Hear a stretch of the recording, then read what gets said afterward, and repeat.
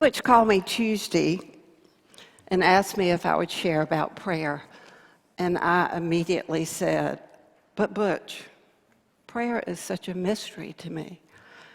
And it really is. It is indeed a mystery to me. I don't understand how prayer works.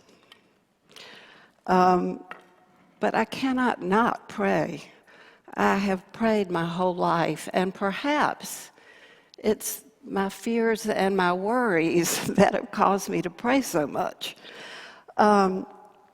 It's almost like I think that through prayer, I can cooperate with God, that I believe that God hears my prayers and answers my prayers in sometimes ways that I know and I don't know, and I like and I don't like, but I just have this confidence that God does hear our prayers, and that somehow my prayers make a difference in a way, again, that I don't understand. The green bead of all these beads is probably just the one I spend the most time with, because I have a lot of personal fears and worries. Philip is not a worrier, and it's kind of like Mary, and I think I do enough worrying for both of us probably. But God does invite us and long for us to let go of our fears and our worries. He doesn't want us to worry.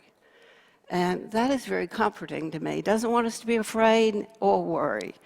And so that, as I said, comforts me. But a lot of fears and worries seem to invade my heart and mind. So a large part of my prayer time each day, I'll have to confess, is about deliberately trying to trust God with these fears and worries that have invaded my heart and my mind.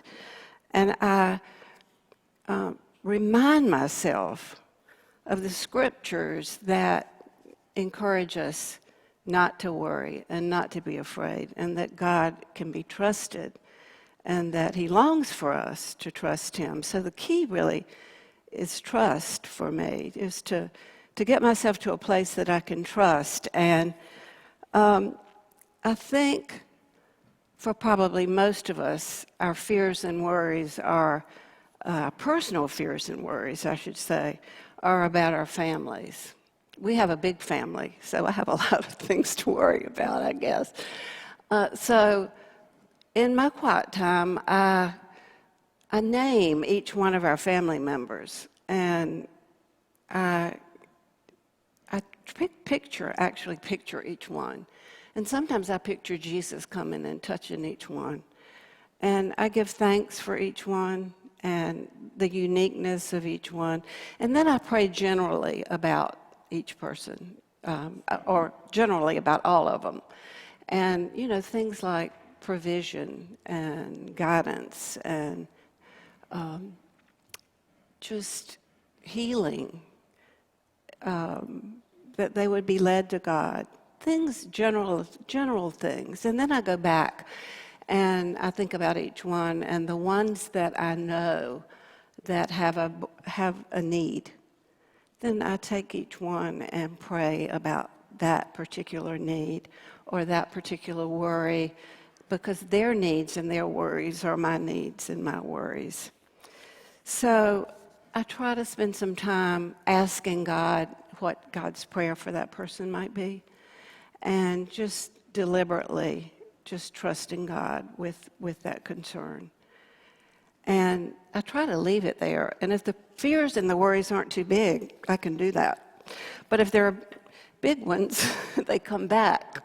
Does that happen to you? They just kind of come back during the day. And so what I do then is just say, thank you, or help, please help, and just try to trust, just to remind myself that I've prayed about that and that I'm trusting God. I would really love to know how you handle your fears and your worries, and how you trust God. And so maybe sometime we'll have an opportunity to share that with one another. Thank you.